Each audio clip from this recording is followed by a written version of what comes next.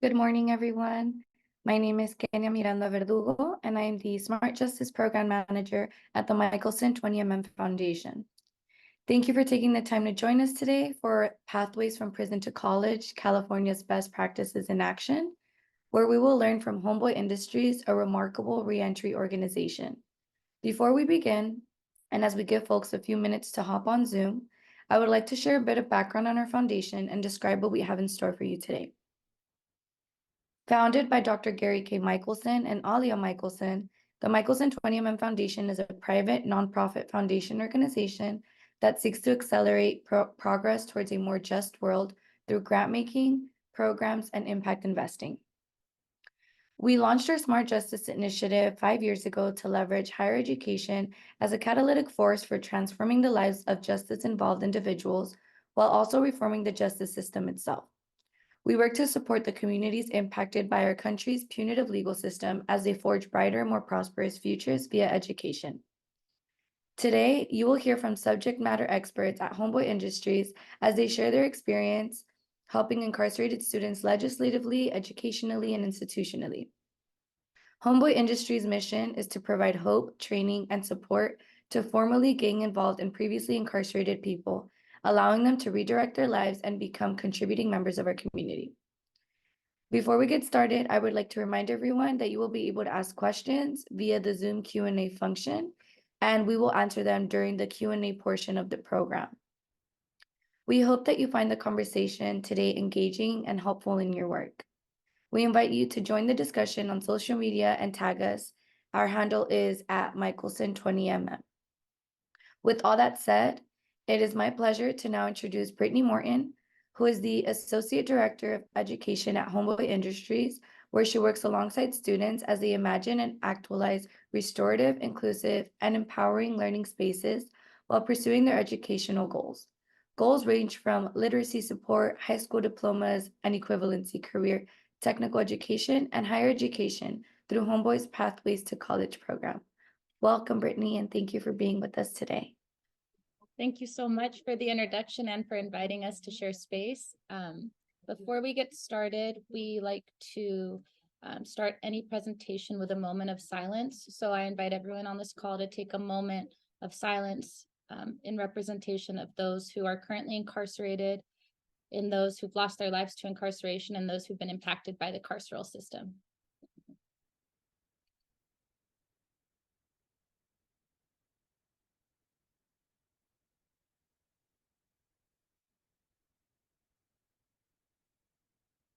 Thank you so much. We do this work for the community. We do this work as we work towards abolition. And we do this work to combat the prison industrial complex and the violences that come alongside of it.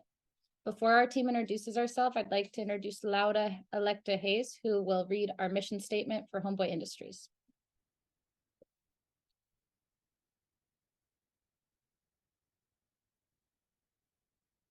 Laura?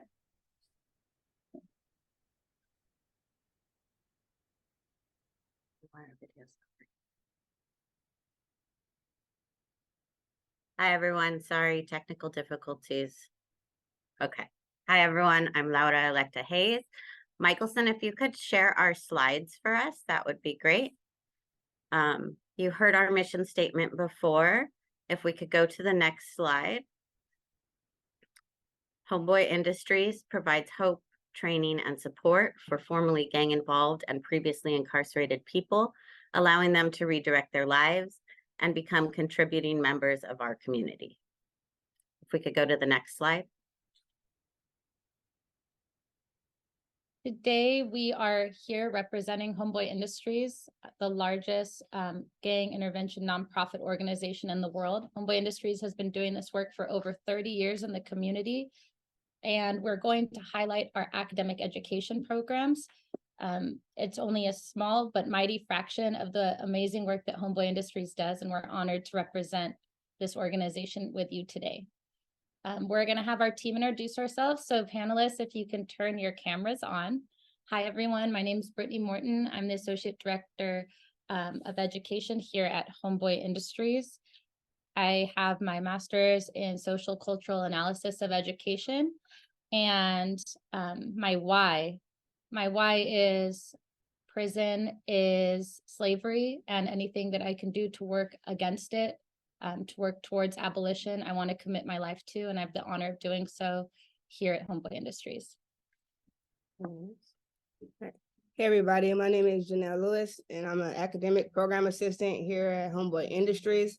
I have my AA in psychology and my why would be that I just know that if you get down to it, there's a reason behind why everybody does what they do. I don't believe that there are bad people.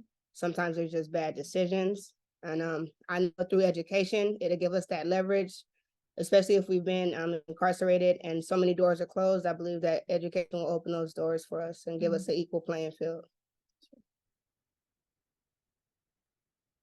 My name is Laura Electa Hayes. I'm the academic program manager here at Homeboy Industries. I'm currently in my last year in my undergrad at Pitzer College, studying art education and abolition. And my why is I do the work that I do because I myself have been impacted by the carceral system, having both my father and brother serving long-term sentences.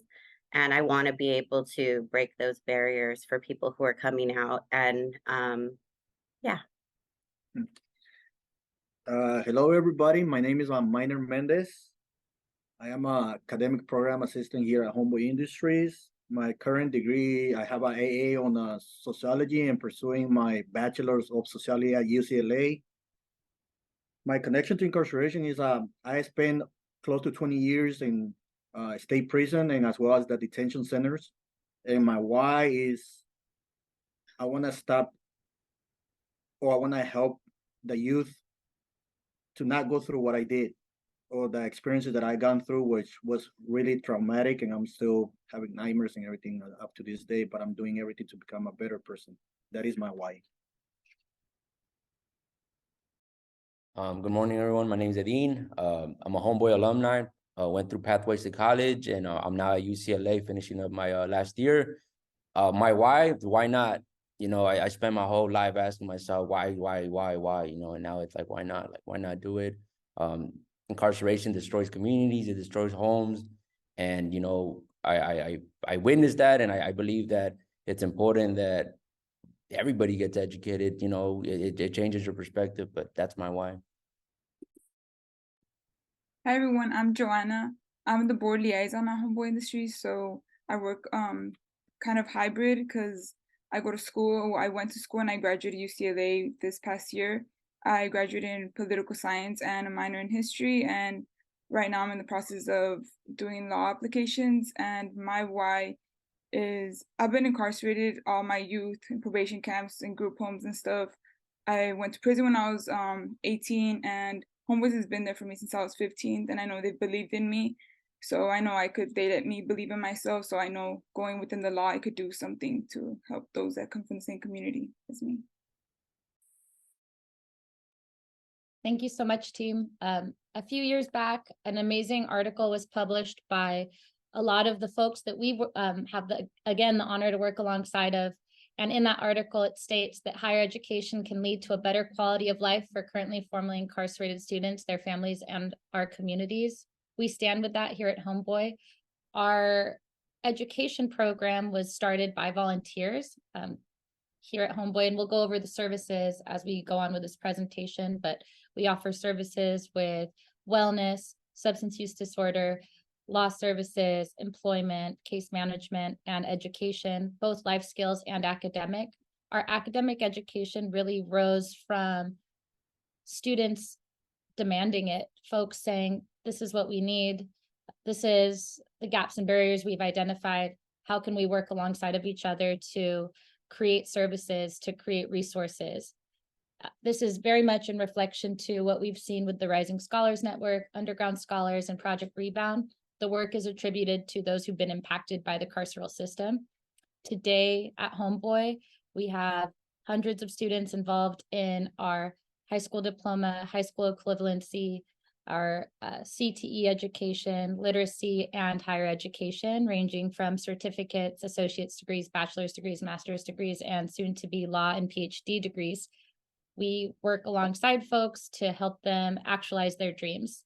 And so we'd like to go to the next slide to do a quick highlight of our graduation last year.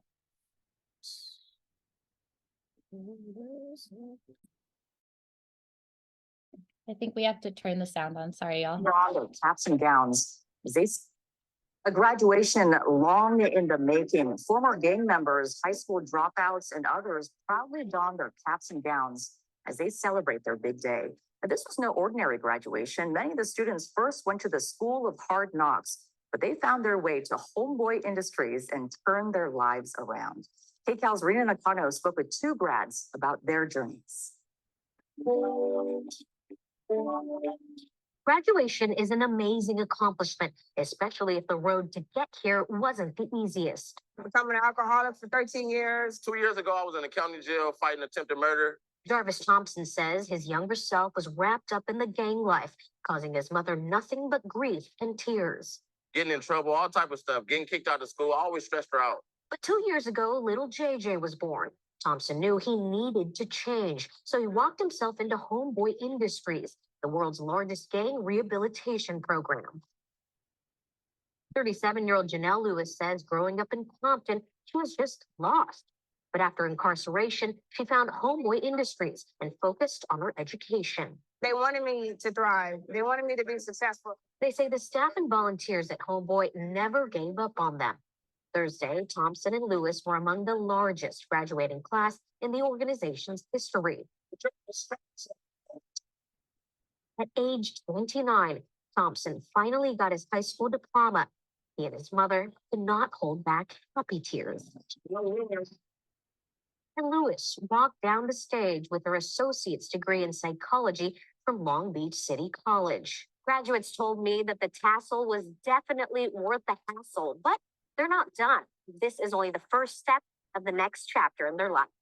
Thompson will begin a career in web development, and Lewis plans to earn her PhD someday and pay it forward. This is a fellowship they just put me in, and I just passed my assessment, and I did my interview actually yesterday. I want to become a behavioral therapist, yeah, so that way I can figure out why people do what they do and try and correct that behavior so we can all be better people. In downtown LA, I'm Rena Nakano, KCAL News.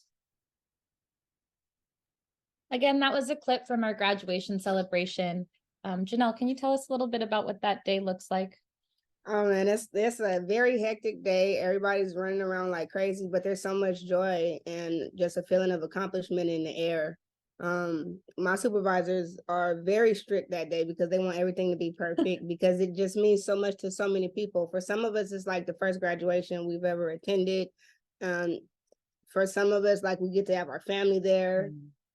That's just the beautiful part of it. We go all out. We go all out. That's right. So today we're going to go over the foundations of our academic education program, why we do what we do, how we do what we do, and the collaboration with the folks we work alongside of to make lasting change, not just here at Homeboy, but generational and in our community. We know that education reduces recidivism and impacts intergenerational cycles. With a GED, the recidivism rates go from 70% to 54%. With an AA degree, 70%, which is the average, to 13%. And with a bachelor's, 5%. A master's and beyond, it's ostensibly 0%.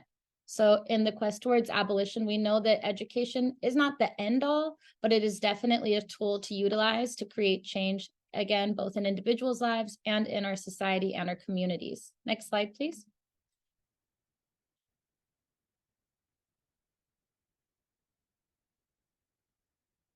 When someone comes into our education building, we definitely have the approach of meeting people exactly where they're at. Just like Janelle said, some folks may never have attended a graduation before. Just as Joanna shared, being in and out of the carceral system as a youth, some folks may have gotten their high school diplomas while they were in juvenile hall or the camps. Some folks may have been pushed out of school at a very young age. And in fact, that's more often the situation than not. Our education systems are oppressive. They're not set up for success for a majority of the population, particularly people of color, particularly folks in certain zip codes. So we've seen this happen a lot where education systems push people out, and the prison industrial complex definitely supplements the school to prison pipeline. So folks are getting kicked out of school and find that they're pushed into juvenile halls and jails. In saying that, education experiences have been violent, they've been oppressive. There's a lot of pain that goes alongside of education with individuals. So when you ask someone, hey, do you want to go back to school? It's often met with, I hate school, or I was told I was never good at school. And so the first thing that our team does is we address that these realities exist. We address that these systems are inequitable. We address that these systems are fueled by a Eurocentric lens. They're fueled by a capitalist perspective of serving the rich, and other than that, not really caring to help anyone else. And in doing so, we speak truth to power, and a means to infiltrate systems to create change. After this, we ask students, what were your experiences like? You know, and we sit and we listen. We ask students if they had a favorite subject at school. We ask students what subject they might have found the most difficult. And then we ask students, well, what are your skills? What do you find that you're good at? Again, oftentimes they might say, I don't like school. And then we'll say, well, we're not talking about that. What are you good at? And in this conversation, we address experiential knowledge and transferable skills. Everyone brings education to the table. In every classroom space that we have, we talk about how we're all students and we're all teachers, and academic knowledge is only one type of knowledge. The community cultural wealth, as Terioso says, is something that we address on the day-to-day. Laura?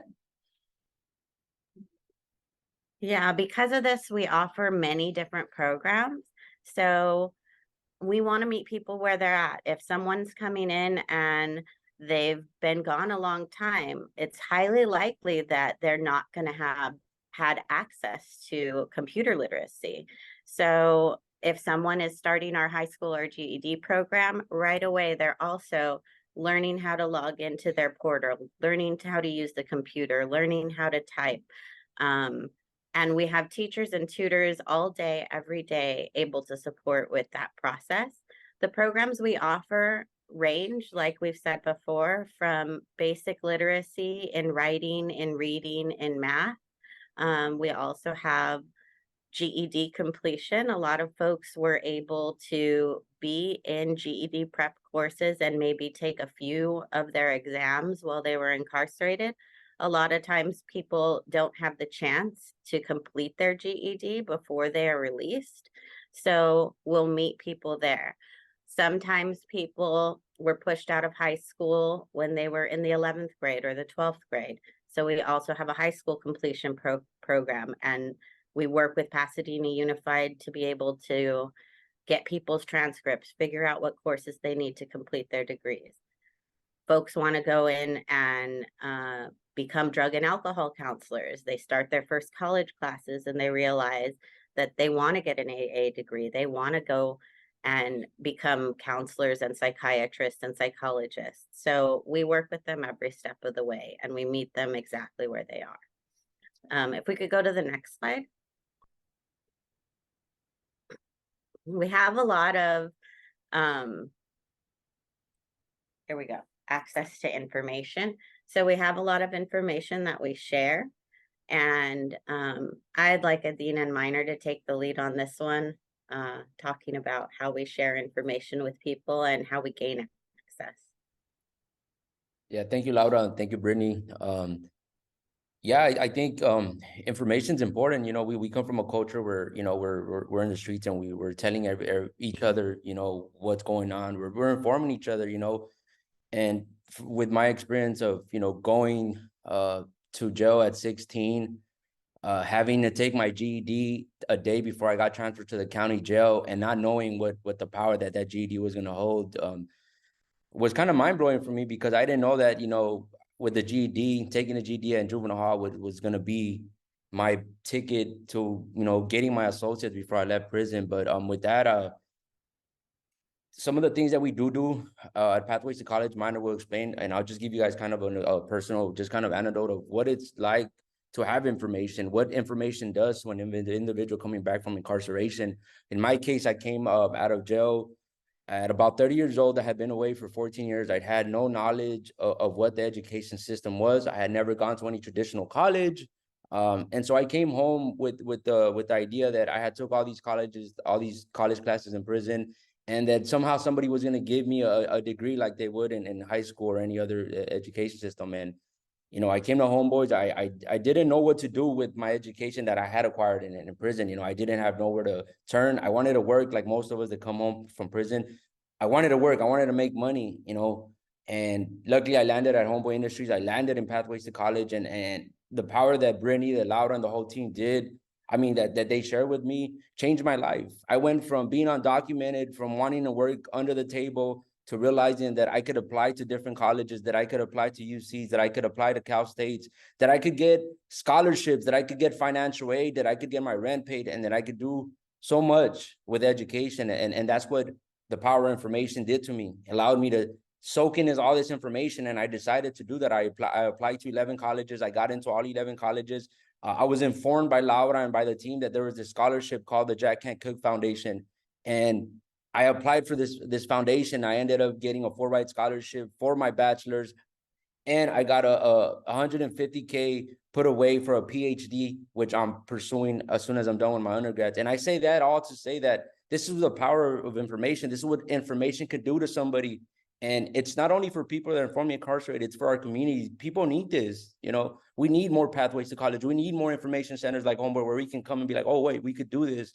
And yeah, with that, I leave you all with the power of information, but also the power that it does once we're informed. It allows us to move on and start sharing this wisdom with other people in our communities, in our circles, in our spaces. And it just, for me, if I wouldn't have got this information, I wouldn't be where I'm at today. And so I'm grateful that I was able to get this information. And it's a fact that this information, this educational information, is lacking in our communities. It's lacking in the prison system. It's lacking in the juvenile hall systems. We have nothing that's concrete that's going to inform people when they come out of jail, and that's why it's important to have spaces like that. It's important to have talks like this, because this is how the word gets out, and this is how we inform the community and the public.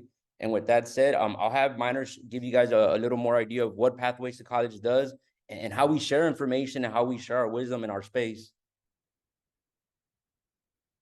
All right. Just like my friend Edine, my experience has been almost the same. I went to juvenile. I was deprived from a lot of information. I am a high school dropout. It wasn't until like 2016 that I decided to approach the educational department in prison, and I told them that I was ready to move ahead. But throughout the years in prison, I was deprived of a lot of information. I wasn't allowed to join or enroll the GED, high school, or any vocational classes. And once I got my GED, I just like him, I was taking college courses, and just pretty much to take them. Never knew that I was gonna be able to get an AA until I went through the immigration system, and I saw how the system kept information from us, and they were deporting people left and right because some of the detainees didn't speak English, didn't understand their rights. And that's the moment I decided, like, I'm not gonna allow anybody to keep information from me. So once I earned my release and I approached Homeboy Industries, I met Laura, Brittany, at the time Edine, and Yarin. And he showed me, he took a look at my transcripts, and he was the first person that told me, Minor, you can go to UCLA with these grades. And at the time I was like, that was the first time that I actually heard someone actually give me some information that I didn't know. I mean, I thought I was just gonna go to a university who was a little one. I was happy with an AA, and that was it. Like, I thought just getting the AA was going to be the highlight of my life.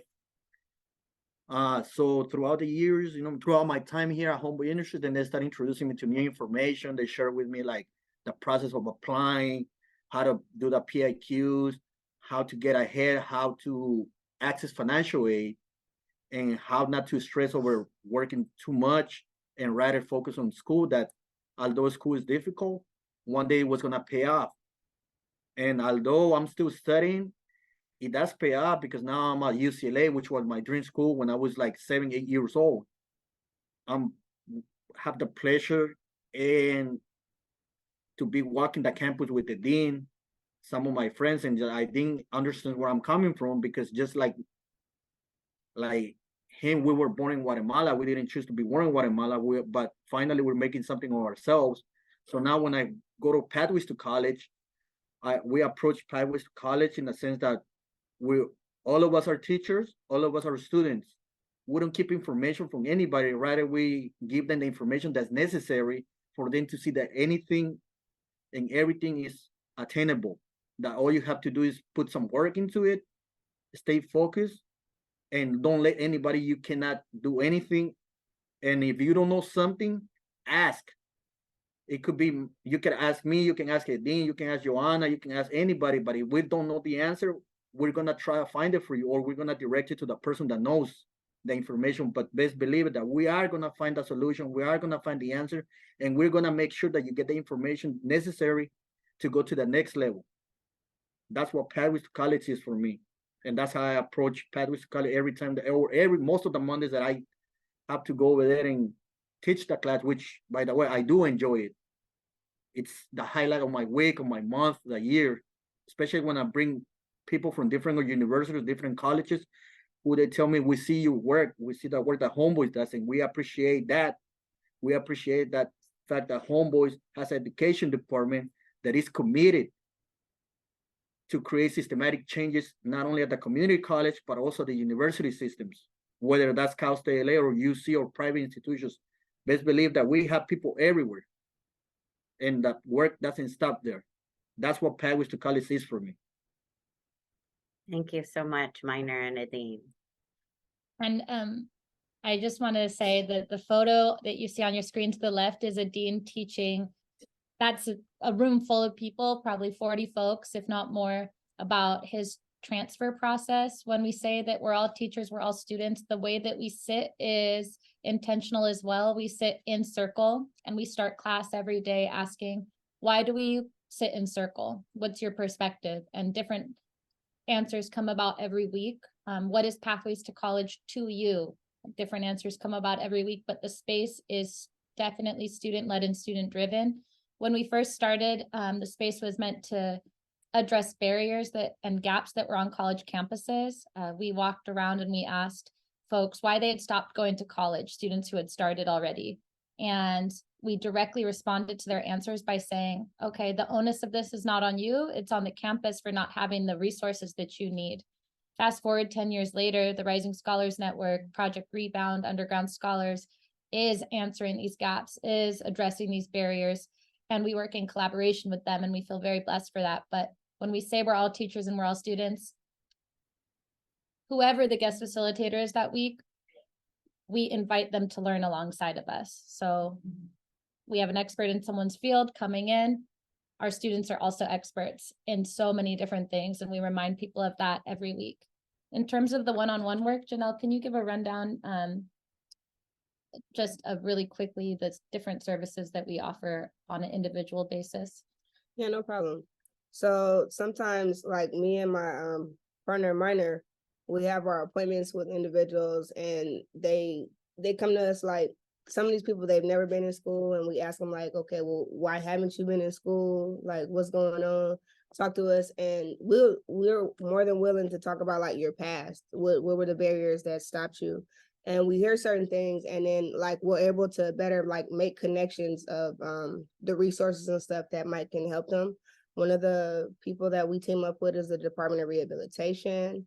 We also have long-standing relationships with counselors at junior colleges and at universities to make that transition process easier. So it's not just like oh, you want to go to school, let's fill out this application and send you on about your way.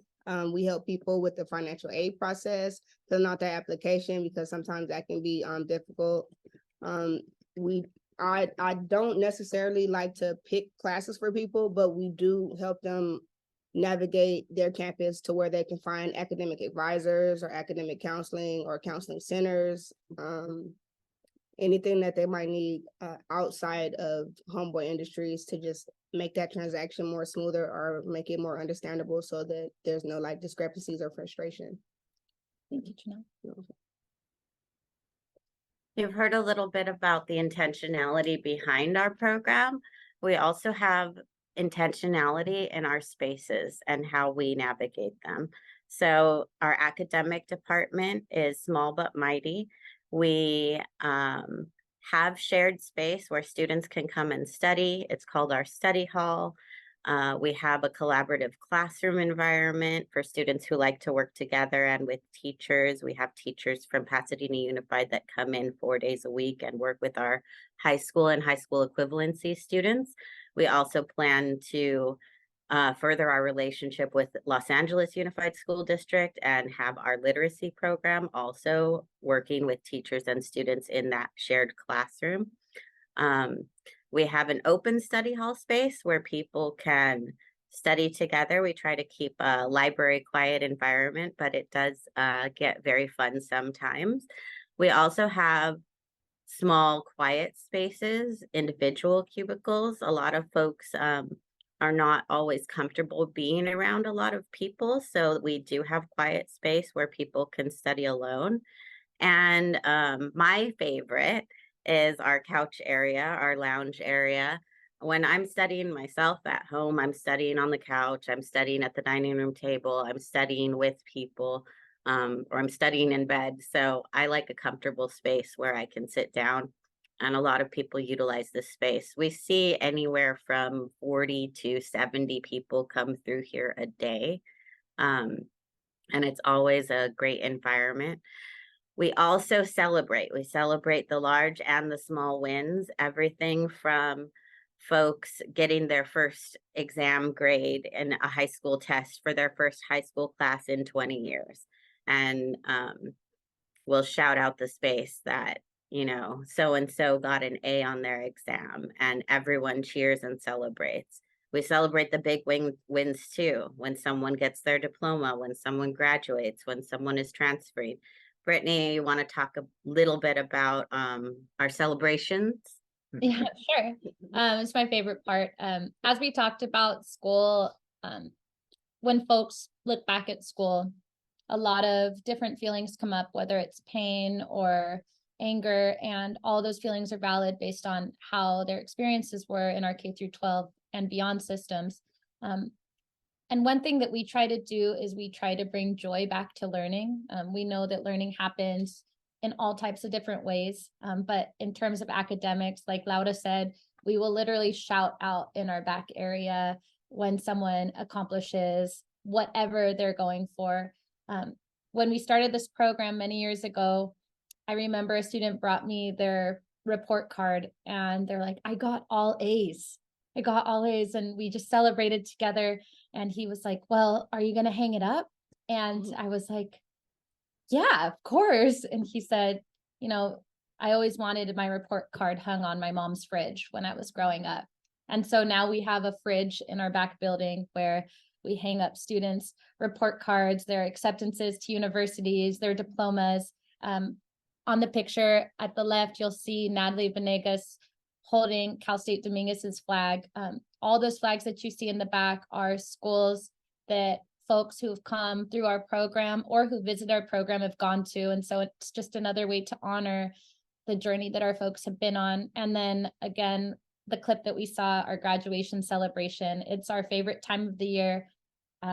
We just try to make the space, again, fun, engaging, celebratory, healing, and remind ourselves that it's courageous to come back to education. You know, this journey is not something that you do alone, just like Minor and Adine said. And so as a community, we celebrate together. As a community, we address the hardships together, but we go throughout education together. And I do think in our like neoliberal systems, we feel like I have to do this on my own. I have my own grades. I have my own report card. I have to do my own application. But we combat that idea through kinship. We do things together. We are not on this journey by ourselves. Even handing out laptops to someone who's working on computer literacy. You can see how much joy Janelle has in the photo underneath the one of Natalie holding up the flag. Again, we just try to celebrate. And Janelle, when she started on our team, she had an idea of having spirit days. So again, things that folks may or may not have missed when they were going through education when they were younger, we're trying to bring back into our space. You can go to the next slide. Thank you. All right, so this slide here, this is about community collaboration and what that kind of looks like. So here at Homeboy Industries, we service the formerly incarcerated and people who are gang impacted or justice impacted. But also, you don't have to be a part of the 18-month program to get our services. Anybody can just like walk in the door. And usually it's like a homie told their homie, like, oh, you want to go to high school or you want to go to college, go to Homeboys. And we're more than willing to help anybody. Just no limit. How we build our trust and rapport with individuals is that when you make an appointment with us, you sit down and you know that that time is dedicated like just for you. It's just you and me. And whatever it is that you want to talk about as far as education, like you can feel free to unpack. You can tell me about the things that kind of detoured you or turned you off from education, anything like that, like whatever that may look like. And I'm always there to encourage you to like, let's move forward. Like, okay, well, these were the things that held you back. Well, this is a time in your life right now that you have control, because sometimes things happen that are like beyond our circumstances when we're younger. But now at like a later age in life, like be courageous in your growth, and that you have like a total team here that'll support you in that process. We connect people to people. So like I was saying earlier, it's not just like we find you a school and then that's it. No, there's so many things. Like if you need somebody to actually walk you to class, if you need somebody to help you around the campus, sometimes we print out campus maps for people who are starting their first day and things like that. I tell people all the time, if you're going to go to the school and talk to an academic counselor, text me when you get there. Feel free to text me. If you get lost or anything, just let me know and I'll like see if I can shoot out and call you and direct you. I remember I had to go give a speech at Cal State Long Beach, and I got so frustrated with just the parking situation, and I was about to give up, and I text Brittany and she was like, stay calm, da, da, da. And like she walked me through the whole thing. And if it wasn't for her, I knew I would have left. So it's just little things like that. It's not just a drop-off service. Like we're there for you all the way. We try and go deeper into like people's goals. So like let us know what it is that you're trying to finally attain, or where it is you're trying to go, and all those steps along the way, we can connect you, we can help you, we can figure out what it is that will get you to that goal. And we love to see the end process. Like Minor was working with an individual, I think she's on the last slide. He had started with her from like junior college, and now she's at Cal State LA. And like and then we know she's going to graduate eventually. So like to be there and finish that process. I know Brittany has seen so many people start from like junior college, and then like Joanna getting ready to go to law school. So like it's just amazing. And I love the work that we do here. We, like I was saying earlier, we have relationships with people who are already at these establishments to make that transition process smoother. Long Beach City College, Los Angeles City College, East Los Angeles College, Los Angeles Trade Tech, and this is just to name a few. So when people get there, we're like, oh, don't trip, I have a homie there. It's nothing to make a phone call and connect them. And I let them know, like, if this person doesn't help you, call me back. But it's usually like A1, and they already get all the services they need. We have people who are part of Justice Scholars, Rising Scholars Program, Project Rebound, which if you're not familiar with, is a group that is for people who are formerly incarcerated. So it's like our homeboys away from home, is that we tell them, like, once you get there, these are family and they already know your situation. You don't have to feel any type of way. You don't have to feel like you don't belong, because you do belong. That's another thing I tell the people. Once they get that student ID number, I said, this is your school. This belongs to you. Everything at that school belongs to you. When you go to that library, that's your library. Feel free to like walk around campus just if you want to, because you can.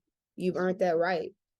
Another source that we have that we work with, like Laura was talking about, is PUSD, which is our Twilight school. They get their accreditation through Pasadena, and they come, and that's our high school division. So I also tell our clients like the importance it is for you to also have a high school diploma, because there's so many barriers that come along in life if you don't, especially with college, because we like money. So if you want to get financial aid, you got to have that degree. You have to have that high school diploma or GED equivalent. And usually 9 times out of 10, we like money. So when you tell them that, they're like, okay, let me get my diploma if I want to get financial aid. And then through that, sometimes, and just being honest, through that quest for more money, they end up taking the class and they like it. And then they end up finding out like, hey, you know what? Like history is kind of cool, or ethnic studies is kind of fun. Do you have any more fun classes? And it just opens up and it sparks that flame to further education. So like, I also love the fact that we do help people who can just walk through the door. Like I said earlier, you don't have to be a member of Homeboys. We help all of the community. I have a community client now who comes in and he's just as impacted, and we're like trying to get him into school, but he's so hesitant and so shy. But still, like I tell him make that appointment and that hour is his. And sometimes 8 chances out of 10, people just want to be seen. And we are here for them. And yeah, pretty much. Thank you, Janelle. You're welcome. And we also, Janelle has built such a strong relationship with Department of Rehab too. Yeah, our Department of Rehabilitation. So with that, they can come every 2 weeks and meet with our Department of Rehabilitation. I give the individual application. I can go over the application through them. Me, myself, I'm a participant in DOR. So like I kind of know the rundown and the run through. I let them know like the resources that DOR is able to provide to them. Let them know the criteria that they need to be a part of DOR. A lot of people, they might not want to do the whole college thing. They might just want to do a trade or a vocational school. And I let them know that if they do qualify, that DOR can pay for those services. So it like, a lot of people are worried about like finances. I can't pay for school. I can't pay for college. When I first met Brittany, I wanted to get a certificate in substance abuse. And I was like, she was like, well, what about college? I was like, I can't afford college, Brittany. She said, you never have to worry for money again. And through the resources and all the relationships she's built, she was able to direct me to the Department of Rehabilitation. And thanks to her, I never have to pay for college. Yeah, don't have to worry about it. And that's on access to information like Adine and Minor spoke on.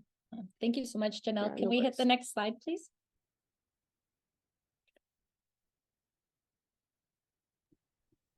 Hi, also, I'm Joanna, and so I began my journey like in community college, like Brittany helped me sign up for it because the process was just overwhelming. And I did all my community college pretty much remotely because I've always been an isolated person and it was just way too much with my daughter. She was barely born with working full-time at Homeboys. So I did it all remote. Mostly all my classes were online, and just having Homeboys there for me, like navigating it, switching classes, switching community college, because I think I went to like 6 in order to transfer. And I always went to go bother Brittany, like, hey, like, is this class fine? Or like, can I switch to this community college? I just need to graduate. And it was pretty overwhelming, like the not being able to go in person sometimes. And I'll also be honest, like, I think the whole reason why I didn't want to go in person was I think the tattoos on my face were really dark. And I didn't know like how the other students would perceive, like would look at me or like would think about me, you know? And so that bothered me for a long time. It took me 3 years to get my AA. And then I transferred with the help of everyone, like Brittany, especially at Homeboys. But I remember this one time, and I've always been really isolated, so I didn't like going joining community stuff like outside of Homeboys. At Homeboys, I am like just myself because I've been there since I was like 15 years old. But outside, I always get really nervous. And I remember this one time, Brittany, I was trying to get a thing into like more involved in community college, and she was like, hey, I can go with you to this little club. And I was like, I am not going with you. You're gonna look like my mom, and like we're not doing this. And I was like, in my mindset, community college is not the time where I'm gonna get involved with anything, you know. So but I remember Father Greg was like taking me to go speak at places because they were trying to just get me to like be more open to the community outside of Homeboys, you know. So I started speaking, public speaking, and I've just like even seen the huge change of like how I speak now in front of others and how I started before, how like I would be really emotional before, and I just didn't really even know my own story before, you know. So my whole transition has been like just getting like to experience like life outside of Homeboys and like navigating school and everything. And I would say like going online in community college taught me like how to get my like how to like kind of navigate like how to get things done with like having Homeboys there, but also like me being responsible that I turn these things in, like that I manage my calendar right, like pretty much just I guess I grew up, you know, like I like something that I didn't have before, like I wasn't responsible like that. So that helped me a lot. The tutoring services at Homeboys helped me so much. Feel like I got like my best mentor that I still have till this day through that service. And So when I transferred to undergrad at UCLA, I was like really nervous because I seen like all these other kids doing all these other programs, but I seen that they're really expensive and stuff. And I was like, oh, like I don't really like know what to do. So I would talk to Brittany. Like Brittany has been like my counselor like in community college and at UCLA pretty much, always checking in with her. And I was like, hey, like I want to do these programs, but I was always nervous, like they cost so much. I didn't know if I was like the right fit. So I would always apply to scholarships, programs, and everything and just check in with Britt. And I've been able to study abroad. I did the Lex Fellowship for it's like a legal fellowship where we got to understand like how like legal systems are different. And I have always loved history, and I like taking like classes of the history of India, the history of the Middle East, like understanding those whole regions. So being able to like study at Spain for like it was like a few weeks was like so interesting how their system is entirely different from our system here. And why is ours so different? Like why do we have so many problems? Was just like being able to just do that whole process was like amazing. I've been able to also like find resources like the Leap Fellowship while I've been at Homeboys, which help us like gives us LSAT tutoring stuff, mentors also like how to navigate the whole like law admission stuff. And I still check in with Brittany. She literally like reviews my application materials, my supplementals and stuff. But just being able to have Homeboys there and like go back and like check in, because throughout the whole LSAT, like it was really overwhelming. I literally just sometimes go to Homeboys like and just like settle in and like just remind myself and stay grounded, and I'll just go check in sometimes, you know. But yeah, that was that was my whole transition, and like trying to get involved in systems outside of Homeboys and like try to show my experience. Like yeah, I don't feel welcome in those systems. Like I didn't feel welcome in studying abroad a little bit, but then I'm like, all right, after a few days I felt like all right, I belong here. But I've always had that issue, like, oh, I don't feel like I belong in these spaces. But just going back to Homeboys, reminding myself that I do, and it gives me like the little strength that I have always needed, you know. So yeah. And Joanna, can you share why you want to go to law school? Yeah, so I want to go to law school because as I've interned at the public defender's office through connections at Homeboys, and I've seen like all of us, like all of the people of color have always like been involved in the systems, and I noticed that like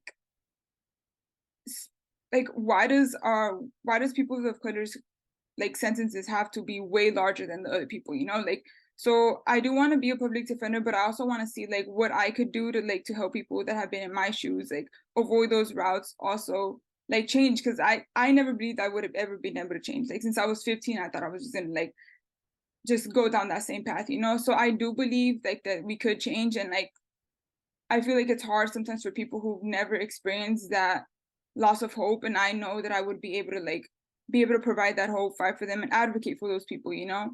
And yeah, and just like lead the path. And like Brittany's also learning of like how these law admissions work and everything. And yeah, I feel like I know I've experienced this, so I could do a good job at advocating for those people too.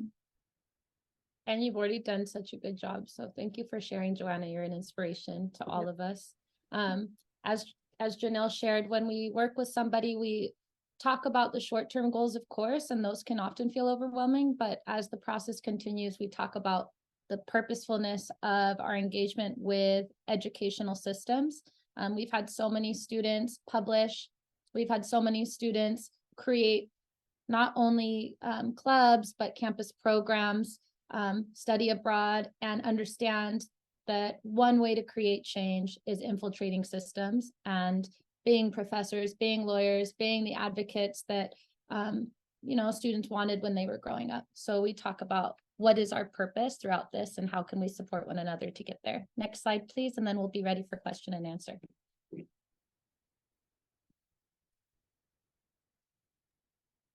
I'll pass the mic to. We just wanted to talk really quickly about the holistic support services that are offered here at Homeboy Industries. We have a QR code on the screen, which links to our Hope University schedule, which are life skills and practical classes throughout the day that are offered here at Homeboy, as well as our academic services. We also offer tattoo removal, employment services, which can be placement into our social enterprises for training purposes, moving on to internal internships and external internships, and eventually career placement. Legal services, which we also connect our students with legal services when they start in our programs. It's always good to get a head start on looking at what career options can be based on incarceration history and possibly start the expungement process as soon as you get here. Case management, mental health and wellness services, navigation, housing. We also have an art academy for our youth ages about 18 to 25 and also adults, and a youth reentry center. So those are the services we offer. You can check that stuff out, but we think that holistic support is definitely necessary for students to thrive in higher education and beyond. Yeah, and now we're ready for question and answers. If we could go on to the next slide.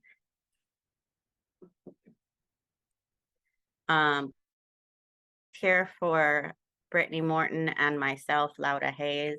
You can email us if you have questions or concerns or interest in our academic education programs. And I think we can stop sharing our screen so we can answer questions together.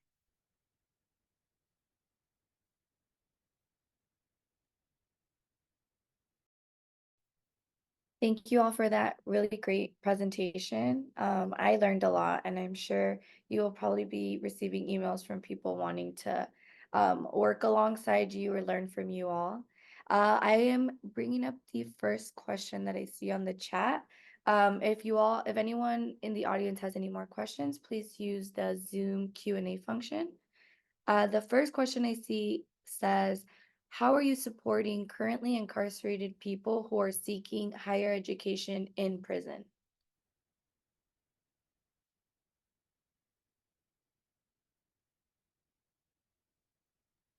That's a great question. We do have an outreach department, and I suppose it's more of an in-reach department. So folks who are currently incarcerated will write to us for different services and different assistance. And so oftentimes it's a letter to advocate for them coming home. We don't have any resources directly in prison in terms of academics at this point. I will say what has been happening as of late is we've had folks who have been incarcerated going to the places that they were incarcerated to share their stories and to inspire and bring hope. I think that Project Rebound and the Rising Scholars Network and undergotten scholars are doing amazing work inside institutions. And as our team grows, that may be something we could do in the future. I would love to see that. Laura has taught a class though, so I just want to give her a shout out. I've actually taught a few classes inside prisons through the Prison Education Project. So, and I know that students who have come through our program have also been connected with the Prison Education Project at various campuses throughout the state. So UCLA has a great PEP program, and so does Cal Poly Pomona.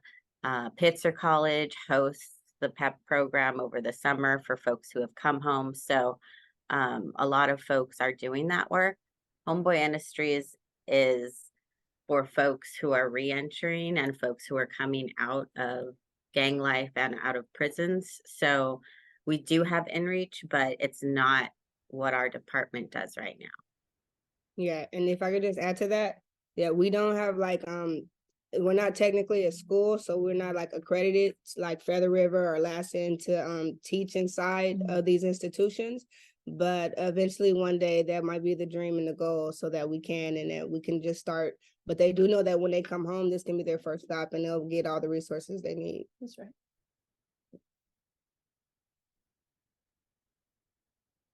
Thank you for the response. We now have a question from Jody who states, this is powerful. How are previously incarcerated Indigenous students included in these important discussions?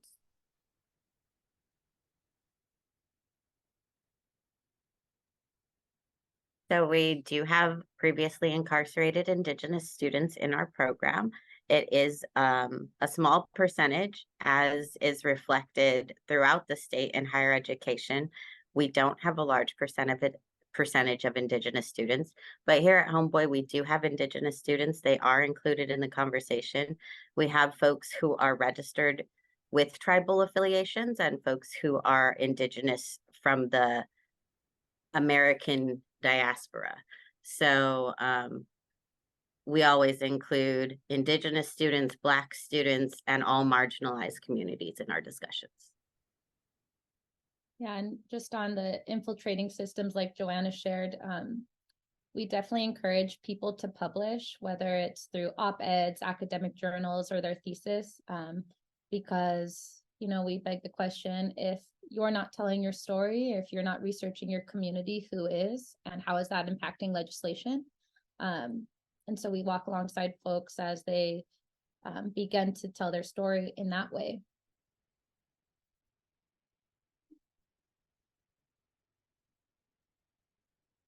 Our next question is from James. He's asking, do you have a relationship with the Department of Parole and Probation? Our specific department does not have a direct relationship. However, if folks have a visit or an appointment or check-in with their PO, we will readily discuss how amazing they're doing. Actually, one of our students who recently came home, he just applied to transfer to the UCs and Cal States, and the day he submitted his application, his PO came in, and so we were able to talk about the goals that he was accomplishing, even after just 2 months of being home. I don't know, does any of our other panelists want to speak on that? So I do know that Long Beach City College, they have a tabling event that's hosted by the Department of Probation, I believe. And we have tabled that event before, just letting them know the resources that people who are on parole and probation have, like they can come to Homeboys. Mm-hmm. I personally can attest to that because after coming home from detention as well, I was able to get out parole in 6 months. And it was due to the fact that Homeboy Industries did write up a lot of letters for me. And my parole officer came here to check up on me. And as always, Miss Brittany was like, tell him to come in. We want to question him, kind of like that. We want to tell him how amazing you are. So he was a little adamant, a little wary about coming in. Like, I guess he has never been inside Homeboys, and specifically the education department. So it was like a surprise to him to come in and see everybody on the computer, everybody reading, everybody just being happy about getting educated. And the way Miss Brittany, Miss Laura, and everybody spoke about what we do here, and more specifically how amazing I was doing at the time. Well, I'm still doing amazing, but at the time, then it was enough for him to be like, you know what? You're getting off parole. And so it does having a big effect on the parole officers because they see how amazing we are and with the work that we do. So, I mean, I just wanted to share that with you. And thank you so much, Minor. And I think that's an important question, just in the way if there are professors or faculty and staff at colleges and universities on this call, just being aware of the stipulations of parole and probation. Our staff oftentimes gets called in just without warning, and they have to go do their check-in with their PO. There are dire consequences if they don't. And so as educators, just having that awareness and believing your students and not questioning them. If there are professors on this call, another group I'm part of, we often encourage them to include folks impacted by their carceral system in their inclusion, diversity, and equity statements. So just simply being named in your syllabus allows students to know that they're seen and they're welcomed in that space.